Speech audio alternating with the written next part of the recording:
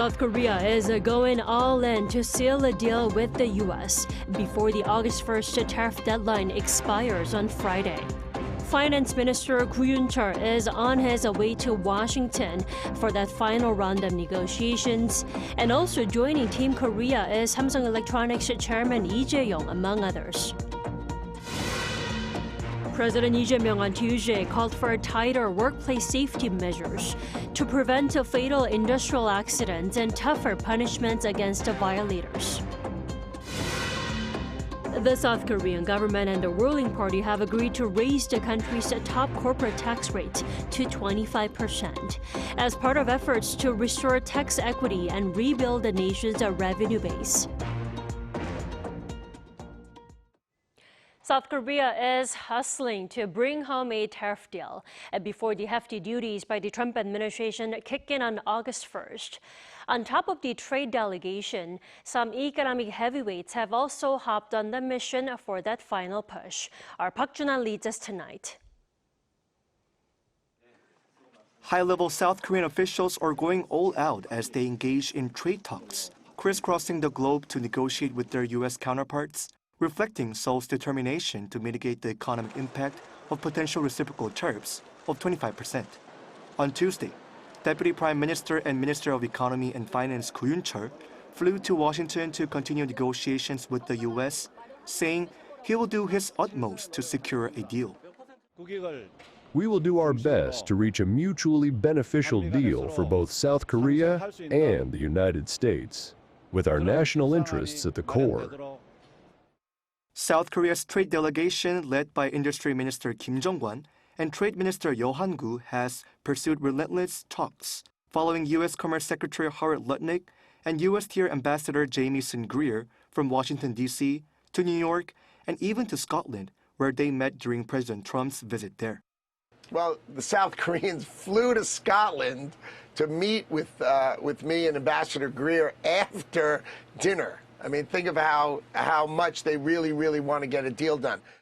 On July 31st, Deputy Prime Minister Koon is scheduled to meet U.S. Treasury Secretary Scott Bessent, while Foreign Minister Cho Hyun, who departed for Japan on Tuesday, will meet Secretary of State Marco Rubio, as both sides push to seal a comprehensive agreement. Meanwhile, Hanwha Group's Vice Chairman Kim Dong-kwan departed for Washington on Monday to support the tariff negotiations. Samsung Electronics Chairman Lee Jae-yong followed on Tuesday afternoon. Kim is expected to propose a shipbuilding cooperation project between the two countries, while Yi will push expanded semiconductor investment and technical collaboration on advanced AI chips in the U.S. Park Jun-han, Arirang News. Continuing on the ongoing trade deal, our Moon Ji-young has broken down the crucial points to watch in the Korea-U.S. talks. With reciprocal tariff looming large, the exact outcome of South Korea's tariff negotiations is also drawing close attention. There's pressure on Korea to lower reciprocal tariff to the same level as the EU and Japan, both reaching 15% tariff deals with the US. While a 15% rate would still be a burden for an export-driven economy, Korean companies would still be competitive in the US market, as Japan and the EU have similar export structures to the US. The primary strategy for these tariff negotiations can be seen as securing a tariff rate of 15% or lower, consistent with Japan's deal, while simultaneously conceding more than what the U.S. demands, all without incurring significant losses for South Korea. Regarding 25% sectoral tariff on automobiles, any Korea-US tariff deal would be hard to deem successful if the rates are set higher than the 15% rates secured by Japan and the EU. It seems that lowering the 50% sectoral tariff on steel and aluminum will be difficult for Korea, given that both Japan and the EU failed to reduce them. With the EU reportedly agreeing to introduce a quota system that exempts 50% tariff on steel and aluminum products up to a certain level, Korea could also benefit from a steel quota application. The opening of the agriculture industry remains a great concern since Korea faces significant domestic opposition. A key point in the final negotiation process will be how effectively Korea can fend off further opening of its agriculture market, including rice and beef aged over 30 months. Ultimately, it boils down to how much Korea can reduce the U.S.'s trade deficit with South Korea. The strategy proposes to maintain South Korea's exports to the U.S. while increasing imports from the U.S. If Korea shifts its over 70% reliance on Middle Eastern crude oil and LNG to U.S. sources, it could significantly balance the trade deficit with the U.S. without incurring substantial losses. While Korea has reportedly proposed a shipbuilding investment project, experts say it is also crucial to have comprehensive investment plans that ensure win-win opportunities across various fields. 문지영, Arirang News. On Tuesday, President Yo-jong ordered an unprecedented live broadcast of the entire cabinet discussion on eliminating industrial accidents. Now, the 80-minute broadcast could signal the start of a more open policy discussions. Our presidential office correspondent Anongjin reports. Safety should be a basic duty, not a financial burden. Just days after visiting a bread factory where multiple workers were killed on the job, President Lee Jae-myung at a cabinet meeting on Tuesday doubled down on his pledge to eliminate what he calls regressive industrial accidents. 똑같은 장소에서 똑같은 사고가 발생하는 것은 이 예상할 수 있는 일들을 방어하지 않고 사고가 나는 것은 결국 죽음을 용인하는 거죠. 아주 심하게 얘기하면 법률적 용어로 미필적 고의에 의한 살인 아닙니까? In a first for any South Korean administration, the president ordered the entire cabinet discussion on the matter to be broadcast live. The president said measures to prevent industrial accidents must be shared openly. The frequency and scope of such disclosures could be expanded. A range of ideas were proposed to make this year the turning point in ending workplace deaths. We'll pursue measures like punitive damages, restrictions on who can bid for government-led projects, and suspending operations. We must hold those with real decision-making power accountable. When major accidents happen, listed companies face lower ESG ratings, investor pullback, or restricted lending. We'll review how these penalties are applied and look to strengthen them. The focus was on breaking the perception among some employers that skipping safety measures is cost-saving.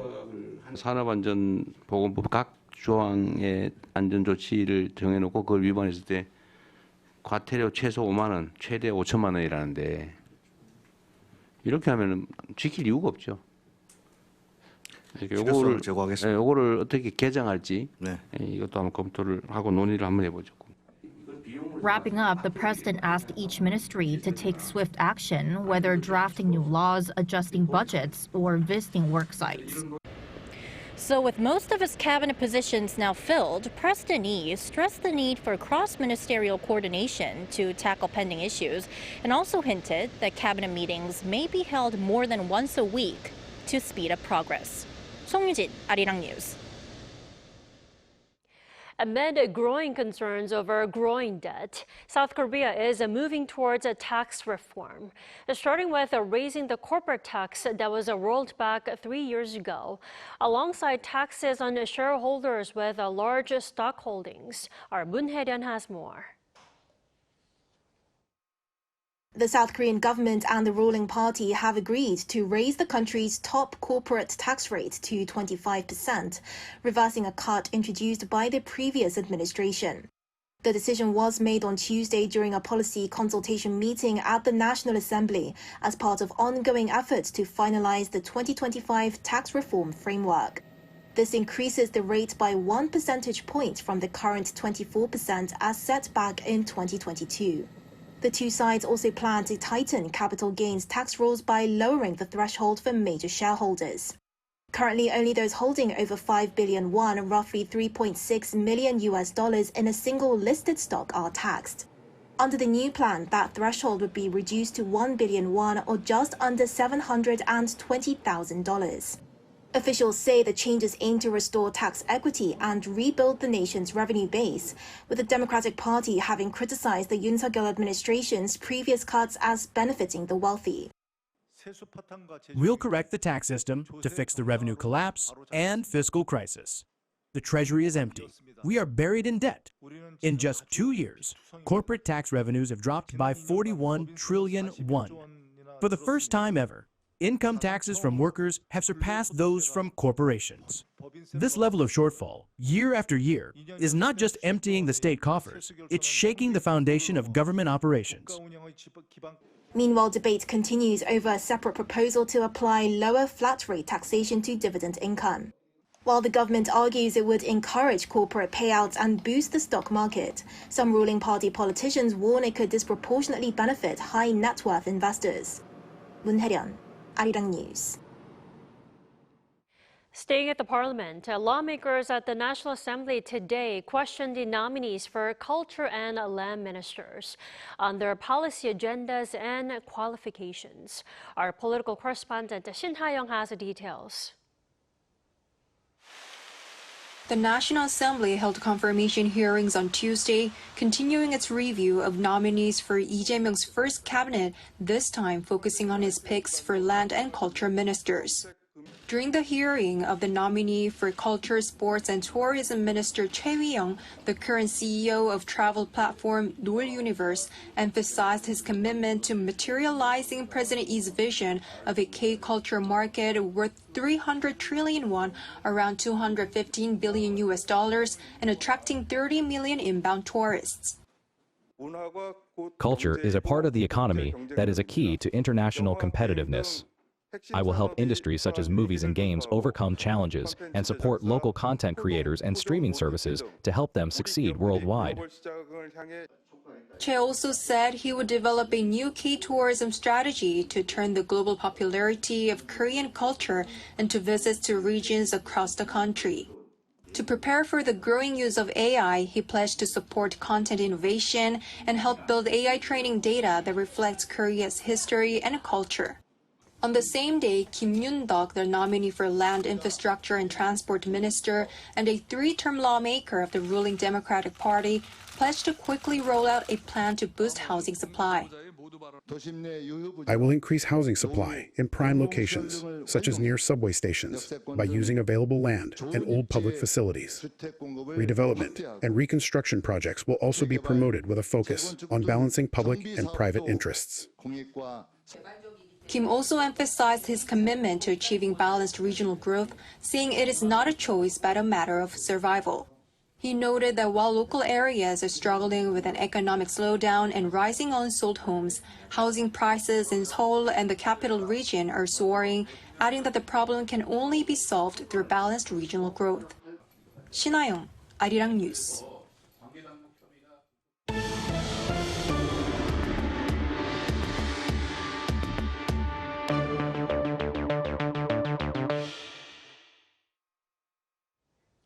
Yet another message from the North Korean leader's sister Kim Yo-jong on Tuesday, now this time directed at the U.S. She says the regime is up for talks, but not on the North's nuclear program. Our Choi Soo-hyung reports. On Tuesday, Kim Yo-jong, the sister of the regime's leader Kim Jong-un, said through the North state-run Korean Central News Agency that the U.S. must accept the new reality. She added that if Washington continues to cling to the past, any meeting with the North will remain only America's hope.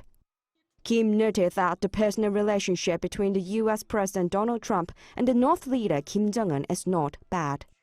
But she stressed that if the U.S. intended to use this relationship as a step toward denuclearization, it would only be regarded as mockery to the North. She said that since Trump's first term, both North Korea's nuclear capabilities and the geopolitical environment have changed dramatically. Kim warned that any attempt to deny the position of the North as a nuclear weapons state will be thoroughly rejected. She also said it would not be wise for two nuclear-armed states to move toward confrontation, suggesting that other forms of contact should be explored. Following Kim's statement, the White House has again said that President Trump remains open to talks with Kim Jong-un about denuclearization. Washington and Pyongyang held summits in Singapore in June 2018 and in Hanoi in February 2019, and later met at Panmunjom in June 2019. Following Kim's statement, South Korea's presidential office said Seoul and Washington remain open to dialogue with Pyongyang and will work closely to restore inter-Korean trust and resume U.S.-North Korea talks. Cha Seong, Arirang News. And U.S. President Donald Trump reaffirmed Washington's commitment to protecting the Korean Peninsula in accordance with the policy of peace through strength. The message was shared on Monday, a day after the 72nd anniversary of the Korean Armistice Agreement. He added that American and South Korean armies stand united today under a strong alliance, though the evil of communism still exists in Asia. While acknowledging the two Koreas remain divided, he spoke of pride in being the first to cross the 38th parallel during his first term.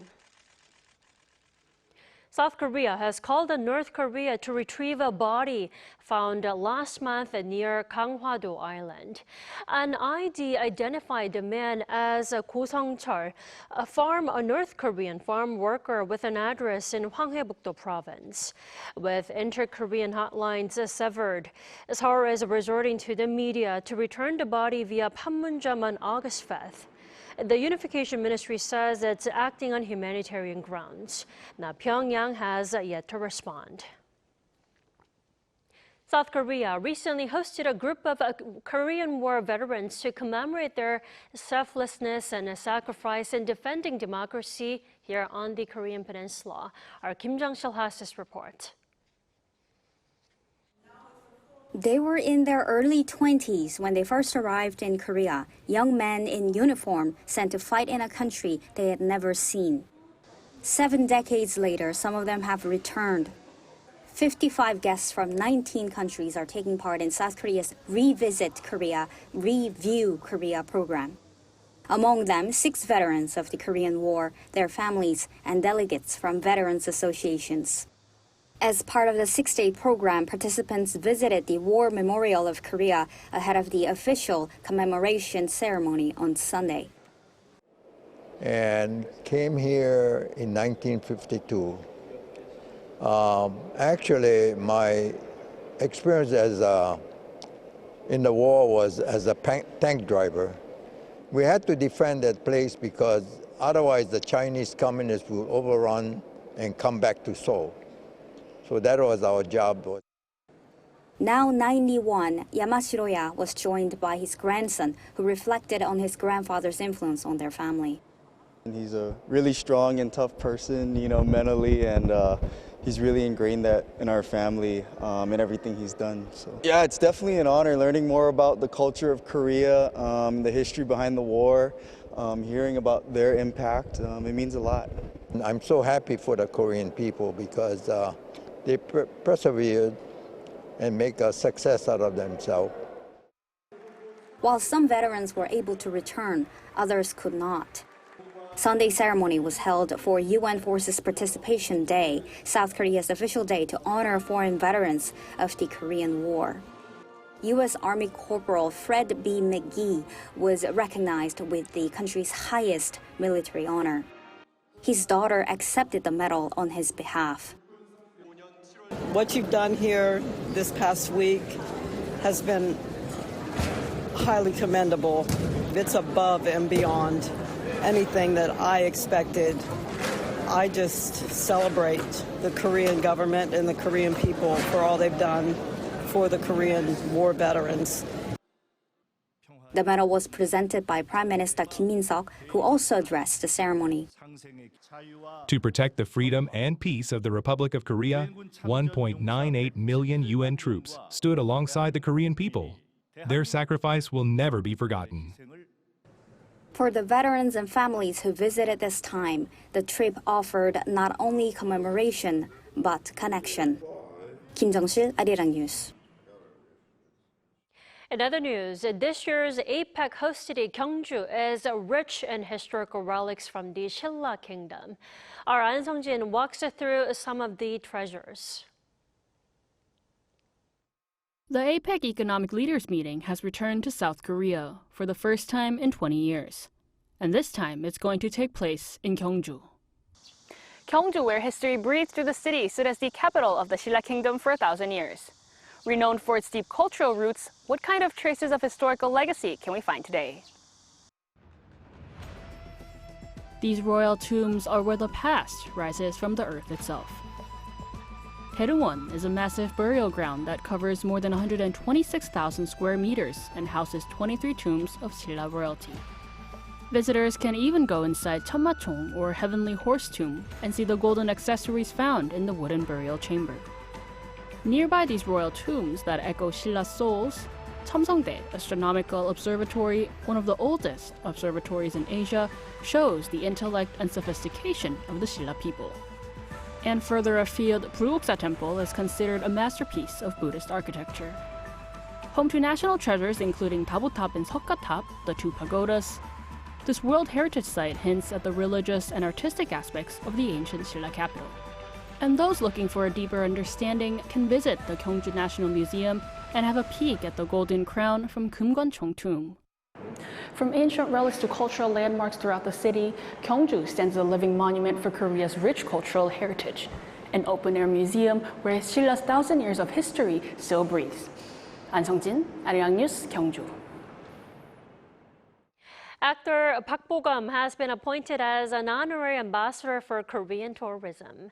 On Tuesday, the Culture Ministry unveiled 2 promotional videos featuring Park, including the campaign's theme song, On My Way, sung by the actor himself.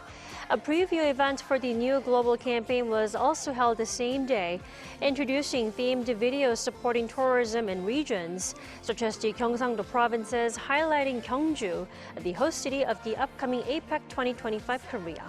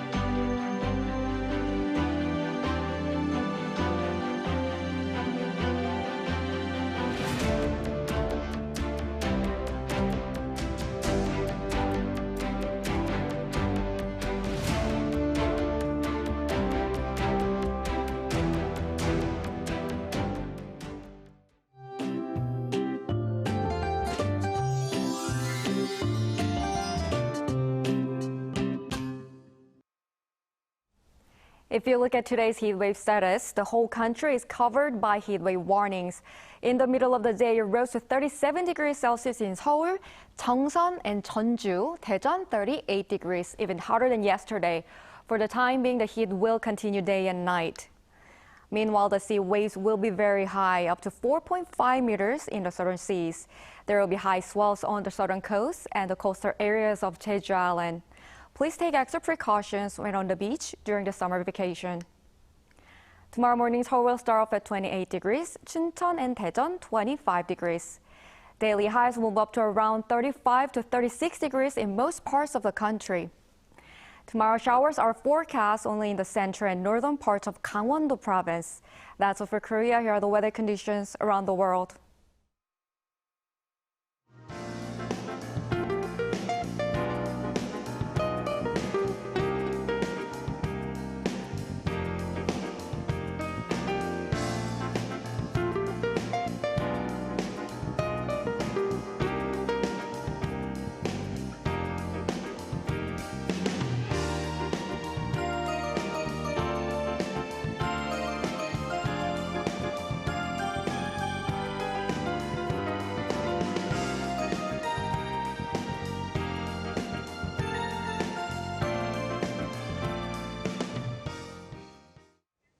That is all we have for tonight. I'm Kim Da-min. For all of us here at Arirang, thanks for watching and good night.